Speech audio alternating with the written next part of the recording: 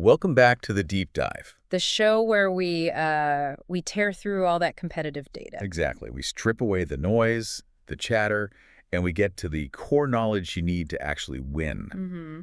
And today, we are putting a true icon of the battlefield under the microscope. I mean, a real classic. Oh, yeah. We're dissecting the Land Raider chassis in Warhammer 40,000 10th edition. And look, forget painting that beautiful model for a second. Forget the glorious lore. Right. We're asking a much colder question. Is this chunk of history actually worth its competitive weight? And that's the whole mission today, isn't it? It's surgical. It is. It's focused entirely on hard facts, probability, and points cost. Mm-hmm. For us right now, the Land Raider isn't an iconic tank. It's just a stat block. It's a collection of quantifiable metrics. We are executing what we call a tournament realist analysis. It's all about that raw efficiency algorithm that defines success in high-level play. So we're ignoring the narrative. Completely. And that separation is so critical for you, our listener, especially if you're prepping for a major event. Of course. When you're limited to 2,000 points, every single point is currency. And spending upwards of, 220 to 285 points on one single chassis? That has to pay massive dividends. It just has to. So we're taking the three main variants, the Redeemer, the Crusader, and the Standard, and we're subjecting them to the same, frankly, brutal math hammer forensics. And the initial data it's fascinating. How so? Because it gives us a really strong verdict right away. Okay. There's this stark bifurcation of roles, a real split. The current scoring mechanics, the terrain density, it has all basically split the Land Raider family in two. So one is good and the others aren't. Pretty much. Right. One variant is showing up consistently in high-ranking lists. It's an S-tier piece. The others are either, highly niche tech pieces or just inefficient. simply inefficient. So our deep dive today is designed to confirm why the split is so pronounced. Okay, let's unpack that then. I mean, why would a shared chassis, we're talking identical resilience, identical movement, lead to such different competitive outcomes? Well, it has to come down to the specialized weapon packages. Right, the guns. And crucially, the ability of each one to deliver a very specific type of payload. That's where you find the efficiency gains or losses. So we need to figure out if the premium you pay for, say the guns on the Redeemer, is actually justified by the output. Exactly. Or if the cheaper Crusader only pays off when it's bolted into a very specific army detachment. Okay, let's start at the foundation then. Points cost and the durability baseline. So we're moving into our first section, defining what we call the points calibration. Right. And as we just said, in a 2,000-point game, opportunity cost is everything. If you spend 285 points on a Land Raider Redeemer, That's almost 3 objective holding squads you didn't take. it's a massive commitment, Yeah. a huge chunk of your list. So we have to anchor ourselves to the current points reality, right? This is all based on the latest competitive updates. Context changes everything, and this is what establishes the baseline for any kind of analysis. So lay out the ground rules for us. What are the current hard numbers for these three? Okay, so the Land Raider Standard, that's the original pattern with the classic glass cannons, it sits at 240 points. Yeah. The Crusader, which a lot of people mistakenly think is the ideal volume shooter, that one actually comes in cheapest. 220 points. Oh, the budget model. The budget model. And finally, the Land Raider Redeemer, the dual flamer variant, that is the most expensive. It commands a premium 285 points. Right. And immediately, just looking at those numbers, we have to run what we call the premium check. Mm-hmm. All three of them just blow past that 200-point threshold. These are not support vehicles. No, not at all. They are classified as centerpieces, heavy force multipliers. If you lose one, you've lost a significant part of your army's strategic density. It forces a major tactical adjustment from, turn 2 onwards. And because of that, it demands that the core structural foundation be absolutely sound. Does the chassis meet the requirements of a centerpiece? Well, the source material confirms the critical stat line, and it's shared by all three. It's a colossal toughness 12. T12. A robust save 2 plus NEN and 16 wounds. T12. I keep coming back to that number. It feels like the true defensive wall in the 10th edition meta. It separates the, merely tough from the genuinely durable. It is. Why is T12 such a magical number defensively? It's a binary filter, and understanding this is, it's vital for list construction. T12 statistically suppresses a huge portion of the meta's mid-range firepower. So things like plasma. Think of common anti-infantry weapons or even light anti-vehicle guns. We're talking about that strength 6 through strength 11 bracket. So yeah, heavy bolters, plasma guns, multi-meltas outside of half range. The weapons every single army has in abundance. Exactly. And against T12, S6 or S7 weapons, they only wound on a 6+2. That's a 1 in 6 chance. Which is terrible. It's terrible. And S8 to S11 weapons, they wound on a 5+ R8. That's still only a 1 in 3 chance. Now, contrast that with a T10 chassis, like a standard repulsor. Okay. S6 weapons wound that on a 4+ shape, a 50-50 chance. So T12 doesn't just make the Land Raider tough. It forces your opponent to dedicate specific heavy weaponry S12 or higher, or just accept that their regular anti-vehicle output is going to bounce. Precisely. The Land Raider clears the main battle tank resilience check because it demands a truly disproportionate response. It's not a glass cannon. Not at all. It's a genuine durability platform. If your opponent didn't invest heavily in S12 plus weapons, this tank is going to survive deep into the game. Okay, so that establishes the baseline resilience. 16 wounds, T12 across the board. Since that durability is constant, the difference in points has to be about the guns or the payload capacity. It has to be. So let's look at points per wound, PPW, across the board to measure that raw efficiency. Okay, so isolating just the raw durability shows us the core cost efficiency. The Crusader, at 220 points for 16 wounds, that has the highest efficiency. It's 13.75 points per wound. 1375. Okay. Standard sits a little higher at 15.00 points per wound, but then the Redeemer, at that premium 285 points, it drops significantly to 17.81 points per wound. Wow. That makes it the least efficient on a purely defensive metric. That's 17.81 PPW figure for the Redeemer. That is a huge outlier for a chassis with 16 wounds. Can you put that in perspective for us? What does 13.75 PPW look like compared to, say, a Gladiator chassis? That's a great question for context. So a Gladiator Lancer, a dedicated tank hunter, is 160 points for 11 wounds. That gives it a PPW of 14.54. Okay, so pretty close to the Crusader. Right. And a Repulsor, 200 points for 15 wounds, that's 13.33 PPW. So the Crusader's 13.75 PPW is highly competitive in terms of raw durability per point. The Redeemer, however, They're paying for something else. you are significantly paying a premium. That 65-point delta between the Crusader and the Redeemer, 220 versus 285. that's the cost. So essentially, you're paying 65 extra points just for the better guns. That's the lethality tax right there. So that premium is paid specifically for the Redeemer's Flamestorm cannons. It is, for that guaranteed output, that auto-hitting, cover-ignoring output. The Crusader offers the identical durability chassis at a discount, but its weapons are, as we'll see, demonstrably weaker without massive buffs. The Redeemer pays for its independence. It does, which leads us, naturally, to the transport tax. Right. If the Land Raider is so expensive, why not just take 2 Gladiator Lancers for the same price as 1 Redeemer and get, triple the anti-tank output? The answer has to be in the one specific rule that defines its whole purpose, the assault ramp ability. The linchpin. It is the competitive linchpin. It allows a unit to disembark after the vehicle has moved 12 inches and still declare a charge. This is a game-breaking kinetic ability that is denied to almost every other major Space Marine transport. It just maximizes your threat projection. So what's the mathematical implication here if a player buys a Land Raider, but then uses it to transport, Devastators or Hellblasters units that don't want to charge? Well, the source material is unequivocal on this. If a list includes a Land Raider but fails to use the assault ramp with dedicated melee threats, we're talking Aggressors, Terminators, Assault Centurions, the unit's cost efficiency just plummets. By helmet. By approximately 30%.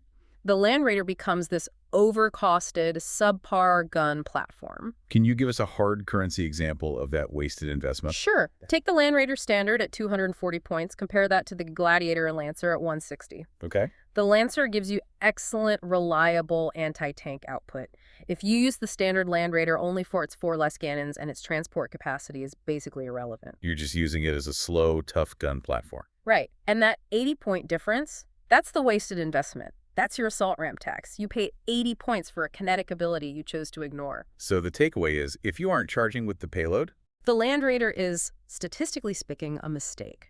That makes perfect sense. Yeah. It's an expensive taxi designed to crash into the enemy lines and spill out something absolutely terrifying. Now that we know what the chassis costs, let's shift our focus to the weapons. We have to verify if any of these integrated weapon systems can actually punch above their weight and, justify the points you spent. Okay, so for that, we need to set some technical parameters. We define 3 breakpoint classifications for 10th edition. First, true anti-tank. That's strength 12 or higher, which wounds T12 on a 4+ tone. The gold standard. The gold standard. Second, the elite hunter, strength 9 to 11. That only wounds T12 on a 5+ tone. And third, what we call the bounce weapon. Kongsweber, I like that. It's typically S4, AP0. It's functionally ineffective against any kind of armored infantry and vehicles. And to measure all this, we need standardized targets that reflect the current meta. We use 3 primary lethality benchmarks for this. First, the knight, representing heavy armor. T12, 3+ save, 5++ invulnerable. Second, the Terminator for elite infantry. T5, 2+ save, 4++ invulnerable. Standard brick. Exactly. And finally, the Rhino, which represents light armor and, screening vehicles. T9, 3+ save. We need to see how each Land Raider handles all 3. Right, let's do it. Let's start with the Land Raider Redeemer. It's the most expensive variant, and its signature armament is the Flamestorm cannons. What's the profile we're running the numbers on? Okay, so the Flamestorm cannons have a very short operational range of 12 inches. They fire D6 plus 3 attacks at strength 6, AP2, and damage 2. And the keywords are crucial here. Crucial. They have auto hit and ignores cover. And since the Redeemer mounts 2 of them, we're looking at an average of 13 total auto hits per shooting phase. Okay, let's run the breakpoint check. That S6 is immediately a problem against tanks, isn't it? Against heavy armor, absolutely. Strength 6 is perfect against, say, T4 Marines, wounding them on 3s. But against T12, it wounds only on a 6. So it fails. It fundamentally fails the true anti-tank classification. It is physically incapable of reliably dealing with knights or enemy land raiders through sheer force. Okay, so let's run the lethality check against our 3 benchmarks, starting with the Terminator brick, Key-Fi 2+, 4++. Right, so we have 13 auto hits. Against T5, strength 6 wounds on a 3+ book, which gives us about 8.66 wounds. Okay. With AP2, the Terminator's 2+ save is reduced to a 4+ save. So they're forced onto their 4++ invulnerable save. So they save half. They save about half. We expect about 4.33 failed saves. Since the damage is 2, the total average damage is 8.66. That's enough to kill 2, maybe 3 models. That's significant chip damage, especially since it ignores cover, but it's not a full squad wipe, it's attrition. Exactly. Now, what about against the Knight, the T12 target? Well, against the Knight, T12 means S6 wounds only on a 6+ save. So you're only getting about 2.16 wounds on average from those 13 hits. Why? And even if the Knight fails its 5++ save, the total damage is negligible. We're talking approximately 2.88 damage. So the verdict is confirmed. The Redeemer is definitively not a tank hunter. Not at all. It's a distraction at best against heavy armor. Okay, how about the Rhino benchmark? T9, 3+ save, the kind of light vehicle that screens for the big stuff. And this is the sweet spot. T9 wounds on a 4+ for S6, meaning we get 6.5 wounds from our 13 hits. AP2 forces a 5+ save. Statistically, this results in around 4.3 failed saves, which is about 8.66 total damage. Same as the Terminators. Exactly. The Redeemer can reliably dismantle light vehicles or clear out those crucial screening units like sentinels or objective holders. Okay, but this is where it gets really interesting and what I think justifies that 285-point cost. Yes. The Overwatch factor. Yes. This is the core competitive value. This transforms the Redeemer from just a decent transport into an S-tier board control piece. The auto-hit keyword fundamentally bypasses the restrictions of the Fire Overwatch stratagem. Normally, Overwatch only hits on rolls of 6. A huge restriction. But the Redeemer fires its full 2d6 plus 6 output instantly, automatically hitting the moment an enemy unit moves within 12 inches of it. So the tactical implication is that the Redeemer creates this massive denial zone. A huge one. We are looking at a 28-inch diameter operational zone where light infantry and elite units suffer instant guaranteed attrition simply by attempting to maneuver. So for 1 CP, you can just pick up a squad of guardsmen. 4 or 5 models killed instantly for 1 CP, it forces your opponent to either risk massive loss or move completely around the Redeemer. It demands tactical respect. The final verdict for the Redeemer is clear. It is a table control piece. It defines the movement phase for your opponent. Okay, now let's look at the Land Raider Crusader, the cheapest variant at 220 points, and its signature Hurricane Bolters. Right. It feels like with this one, you're paying for capacity and a lower cost, but the guns are the obvious sacrifice. They are. The Crusader mounts 2 Hurricane Bolters, which is effectively 12 bolters total. Profile is range 24 menkels, 6 attacks, but it has rapid fire 6. S4 AP0 damage 1. At rapid fire range to 12 inches. That's a phenomenal 24 shots, plus the universal assault cannon shots. But that S4 AP0 profile, that's the defining flaw. Yeah, that profile just screams bounce weaponry. This is the bounce problem we talked about. We're relying entirely on volume over quality. And in 10th edition, volume often just loses to saves. Let's verify this. Okay. Run it against the Terminator benchmark. This is where volume fire against elites just falls apart. It really does. So 24 shots at BS3 Plus gives you 16 hits. S4 versus T5 wounds only on 5, so we get about 5.33 successful wounds. Not great. No. And even with the twin-linked rerolls helping you fish for extra wounds, the total successful wounds only land around 8.88. But here's the major problem. AP0 against a 2+ save. Or 1+ in cover. Exactly. The final result is only 1.48 damage. 1.5 damage. From all those shots, that is horrifying for a 220-point chassis. It's a failure. It fails to kill even a single 3-wound Terminator unassisted. Okay, what about the Knight, T12? Well, 24 shots hitting on 3s. S4 wounds, T12 only on 6s. You get about 2.6 wounds out of all those shots. The final damage is a tiny 0.44. So comprehensive failure against heavy armor. Total, comprehensive failure. Wait, I have to push back a little here. Are we over-indexing on elite units? What about its job clearing masses of cheaper infantry or light transports like that Rhino? That's where S4 volume should excel. It should, but let's look at the Rhino. T9, 3+ parts. T9 wounds on 5s for S4, so 24 shots gives us 16 hits, which gives us about 5.3 wounds. Okay. AP0 against the 3+ save means we expect about 1.7 failed saves. Total damage, 1.7 points of damage. So the Rhino just laughs it off. It's almost statistically insignificant. It is. And even against T4 or T3 infantry, S4 AP0 means they're often making their 3+ save, especially in cover where it's a 2+ save. So the Crusader is just statistical noise. Its impressive volume of fire is mostly wasted against any meaningful target. Correct. The Crusader only justifies its cost via its cheap chassis and massive capacity. Its built-in weaponry is largely attacks unless, and this is the crucial distinction, specific detachment rules are applied. We'll get to that. Oh, finally. The Land Raider Standard.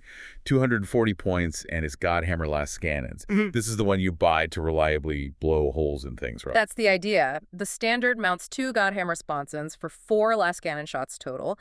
The profile is range 48 Tex, strength 12, AP3, D6+1, which confirms its classification as true anti-tank. S12 wounds T12 on a 4+ land. That's reliable, high-quality output.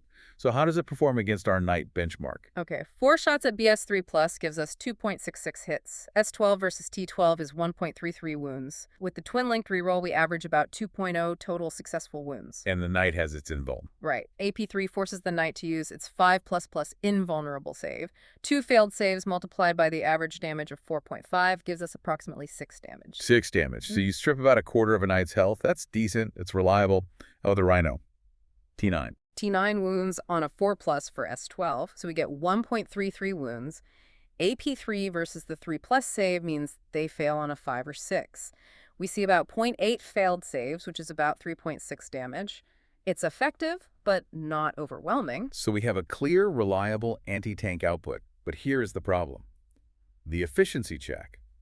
Does it do this job efficiently for 240 points? Absolutely not. This is where opportunity cost just crushes the standard Land Raider. The Gladiator Lancer. Gladiator Lancer. It costs 160 points and offers similar output, if not better, because it has built-in rerolls to hit, wound, and damage through its dedicated tank hunting rules. All that for 80 fewer points. I see the math, but that 80-point difference for the assault ramp feels immense. Are you sure there isn't a scenario where sacrificing the ramp for the cheaper, more reliable Lancer is just strategically better? If your core strategy is tank destruction, yes, the Lancer is superior. But if your core strategy relies on that assault ramp delivery system, say getting a unit of assault Centurions up the board, then the standard Land Raider is still inefficient. It's paying the 80-point tax for the transport role, while mounting less reliable auxiliary anti-tank firepower than the dedicated Lancer. It's a bad hybrid. So the verdict on the standard Land Raider is that it is an inefficient hybrid.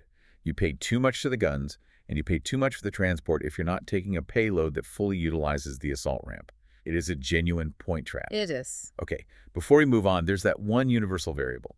Yes. We have to quickly address the common factor. The twin assault cannon, mounted on the hull of all 3 variants, 6 attacks, S6, AP0, D1, with the devastating wounds and twin-linked keywords. The casino mechanic. Devastating wounds is the magic here. It is. It converts critical wounds, so rolls of 6 to wound, into mortal wounds, which bypass all saves, even invulnerables. And Twin Link lets you re-roll those non-critical successful wounds to try and fish for more 6s. The math on this suggests it yields an average of about 1 mortal wound per shooting phase. Its lethality isn't in volume, it's in its ability to ignore armor. So what's its competitive application? Where do you use that? It's reliable chip damage against targets that are otherwise really resistant to conventional firepower.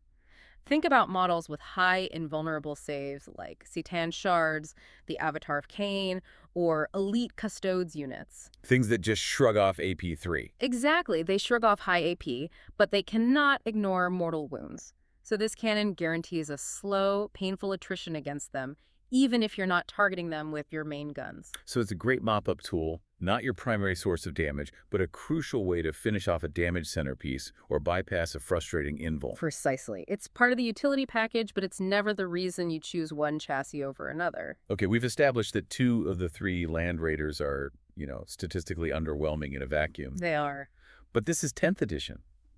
External buffs, what we call hidden stats, are what fundamentally define a unit's competitive viability. Absolutely. So let's dive into how specific detachment rules can just completely break the math, starting with the Ironstorm Spearhead. The Ironstorm Spearhead detachment is a vehicle-focused architecture, and it fundamentally alters the operational reality of all Space Marine vehicles. And most significantly, it transforms the Land Raider Crusader, the cheapest one. The one we just called a failure. The very same one. How does the Tech Marine leader fit into this transformation? The Tech Marine provides the crucial target augury web aura. This aura grants the lethal hits keyword to all vehicles within 6 inches. Okay, let's unpack this. Lethal hits on the Crusader. Suddenly, those hurricane bolters, which previously just bounced harmlessly off everything, they're now potentially lethal. We have to recalculate the Crusader's total volume. Yeah. 24 hurricane bolter shots plus the 6 assault cannon shots. That's 30 shots at rapid fire range. With lethal hits, any hit roll of a 6 now auto wounds, regardless of the weapon's strength or the target's toughness. That immediately bypasses the Crusader's S4 bounce problem against a T12 tank. Correct. 30 shots hitting on 3+ generates 5 critical hits on average. These are now 5 guaranteed auto wounds. Against a T12 Knight, where the Crusader normally did nothing, it now forces 5 saves instantly. And even though it's AP0, that volume of saves will eventually cause a failure. It's a huge shift. Right. And then you layer on the cherry on top.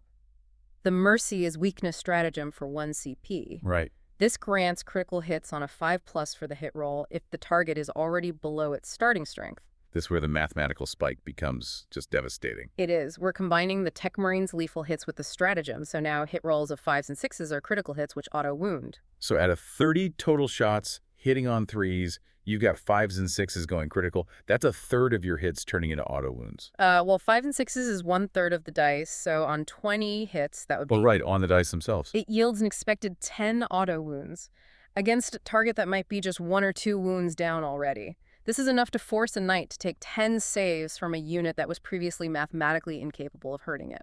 That's incredible. And more impressively, against that Terminator squad, with its 2+ save, we statistically expect at least 1.5 Terminators to die to APO bolter. From bolters. For 1 CP. That is the definition of a statistical outlier? It is. The Crusader, which was a statistical failure in a vacuum, is now a high-utility, volume-based asset in Ironstorm. It is transformed into a terrifying anti-elite platform it was never designed to be. Okay, now let's switch detachments and see how the Redeemer earns its S-tier status by capitalizing on the close-range, aggressive profile of the Firestorm Assault Force. The Firestorm Assault Force is just perfectly tailored for the Redeemer's extremely short 12-inch range. The core detachment rule benefit is the +1 strength rule for all weapons targeting units within 12 inches. Flamestorm Mass just got a significant upgrade. It did. Strength 6 becomes Strength 7. And this is a crucial breakpoint shift, particularly against those light armor targets that try to screen the Land Raider. So things like Sentinels or Venoms. Exactly. S7 wounds T6 and T7 light vehicles, and walkers, so Sentinels, Venoms, even lighter Dreadnoughts on a 4+ instead of a 5+A. That's a huge 16.7% lethality increase against those crucial midboard units. The Redeemer is already dominating the midboard with its Overwatch, and now its primary guns wound those screening vehicles far more reliably. Right, and that ties into the Redeemer's secondary effect, which is board clearance. But the real game changer here is the Burning Vengeance stratagem. This is the reactive strike ability, right? It is. It allows a unit inside a transport to disembark and shoot if the transport is targeted by a ranged attack. This creates a tactical reality for the opponent that is just terrifying. Damned if you do, damned if you don't. Exactly. If the opponent targets the Redeemer, they have just activated a trap. It's a classic chess problem, isn't it? It feels like the design team specifically engineered that interaction to force a tactical decision. It seems that way. If your opponent dedicates their precious anti-tank fire to destroying the 285-point Redeemer, which we establish is extremely resilient, they risk the payload. 6 Eradicators with melta-guns, for instance. They immediately disembark and return fire with maximum efficiency. It forces prioritization. Your opponent has to choose. Ignore the Redeemer and let the aggressors charge, or target the Redeemer and risk instant, catastrophic retribution from the payload inside. It turns the Land Raider from a proactive threat into a reactive, high-risk state that utterly discourages you from shooting it first. That tactical imposition is invaluable. Okay, so the ultimate competitive value of the Land Raider is intrinsically linked to the payload it delivers. We've highlighted the power of the assault ramp. Pushing threat range out to 20, 22 inches reliably. But which Land Raider is best at carrying the right competitive payload? Well, we have to analyze capacity against the current meta-staple units, and you have to recognize that Space Marine bricks rely so heavily on attached characters for force multiplication. A unit without a leader is. It's half a unit in 10th edition. It really is. So let's start with the Land Raider Redeemer. It has 14 slots. The Redeemer's 14 slot capacity is, according to all the competitive reports, the Goldilocks zone for the current Space Marine meta. Goldilocks. It perfectly fits the essential brick of 6 aggressors, which consume 12 slots plus 1 character, usually a captain or, more likely, a biologist apothecary, which consumes the final 2 slots. And that pairing is harmonious. The aggressors provide the heavy, sustained volume fire the Redeemer lacks, and the Redeemer provides the aggressive delivery and that vital Overwatch protection. What does a biologist apothecary bring to that aggressor unit specifically? Well, the biologist can grant a 6+ feel no pain, which adds another layer of durability, but more importantly, it can grant sustain hits 1 to the aggressor shooting attacks. So you're getting extra hits on 6s. Exactly. If you deliver a unit that is now making, say, 18 melta shots or 36 bolt storm attacks, and a third of those are scoring extra hits, that is devastating. The Redeemer ensures this combo gets into action on turn 1 or 2. Now, compare that optimal Redeemer build to the Crusader, which has 16 slots. That extra capacity seems like a bonus, but you called it awkward. Why is that? Because competitive unit sizes don't scale perfectly to 16. For instance, Assault Centurions are a potent melee unit, but they take 3 slots each. 16 slots means you can only fit 5 Centurions plus a character, not a full, optimized 6-man squad. So you've got wasted space. You have wasted space, which means wasted points, and a 10-man Terminator squad takes 20 slots, so the Crusader can only fit 8. It fails to carry that key 10-man unit size. What about the Land Raider standard, with just 12 slots? Too restrictive. 6 aggressors take exactly 12 slots. That leaves absolutely no room for that critical character force multiplier. And since characters are the engine of 10th edition Space Marines, Providing free stratagems, massive buff auras, or lethal hits. excluding them just severely hampers the utility and damage output of the whole payload unit. It does. So the verdict on transport optimization confirms the overall finding. The Redeemer's specific 14-slot capacity is statistically optimized for the most competitive Aggressor plus Leader build. The other 2 variants, despite sharing the same chassis, are just less useful in that dedicated transport role. Okay, let's talk about that structural resilience again. We have to define true durability not just by raw stats, but by how it interacts with defensive stratagems. We need to subject that T12 2+ save chassis to the ultimate defensive measure, the Armor of Contempt test. AOC. It reduces incoming AP by 1, which is massive in a highly lethal meta. It is. And we should also factor in the synergy with cover, which improves that 2+ save to a 1+ A, even though a save of 1 always fails. It's about negating AP. It's all about negating AP. So let's analyze the most mathematically oppressive scenario. A Land Raider in cover, using AOC, against a standard anti-tankless cannon, which has AP3. The highest quality, most common anti-tank weapon. Exactly. Okay, walk us through the step-by-step mathematical breakdown. This is where the armor truly shines. Right. So you start with the base 2+ save. With the Land Raider parked in a terrain feature, that becomes a 1+ save. The incoming less cannon has AP3. Okay. First, Armor of Contempt reduces that incoming AP by 1, so AP3 becomes AP2. Then the 1 plus save is reduced by 2 from that AP2, resulting in a 3 plus save. A 3+ save against a high-powered Strength 12 less cannon that is phenomenal resilience. It is mathematically oppressive. The probability of a single last cannon shot actually doing damage is shockingly low. What are the numbers? We calculate the probability chain. Hit, which is 0.66, assuming BS 3 plus M multiplied by wound, 0.5 since S12 wounds T12 on a 4 plus save, multiplied by failed save, which is 0.33 because they only fail saves on 1s and 2s. The final result, 11%. an 11% chance. So if you're facing a Chaos Knight list, you are forcing your opponent to dedicate truly disproportionate resources just to scratch this one tank. And if they lack massed S12 plus weaponry, the Land Raider is mathematically almost immortal. S10 or lower weapons wound only on 5s or 6s, and then they still have to punch through that 3 plus save after AOC and cover. The wall. Which leads us to the zombie factor. Right.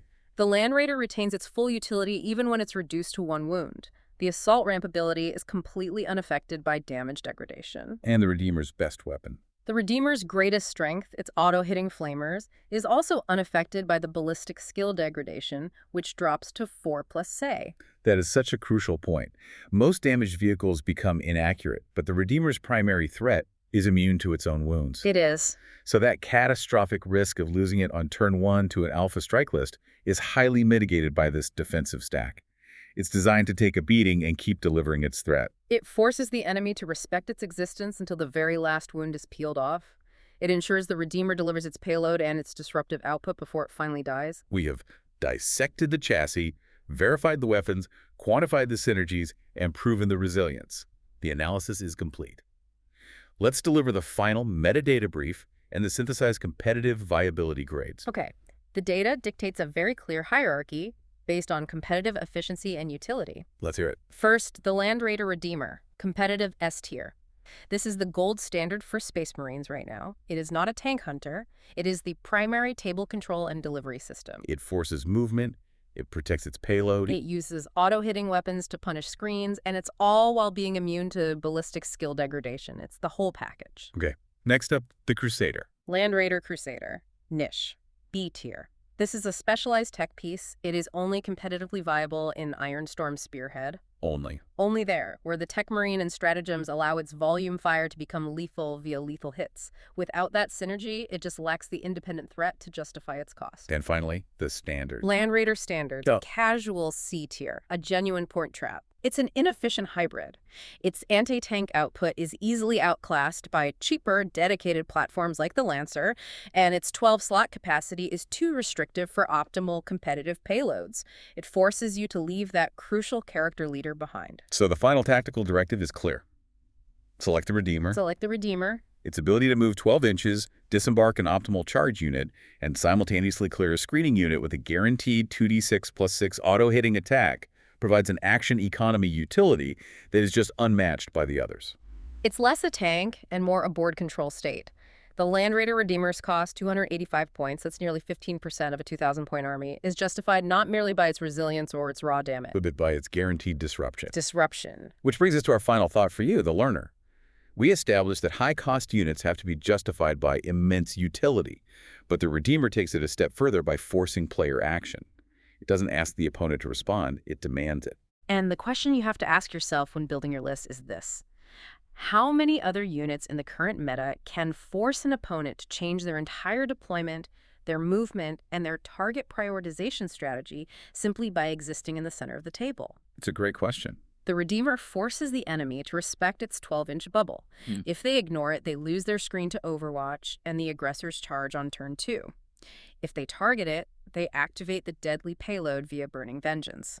Its utility lies entirely in forcing the opponent to make a bad decision. Which is the ultimate definition of competitive advantage. It is. So think about that the next time you draft a list. Are you taking a piece that asks or a piece that demands?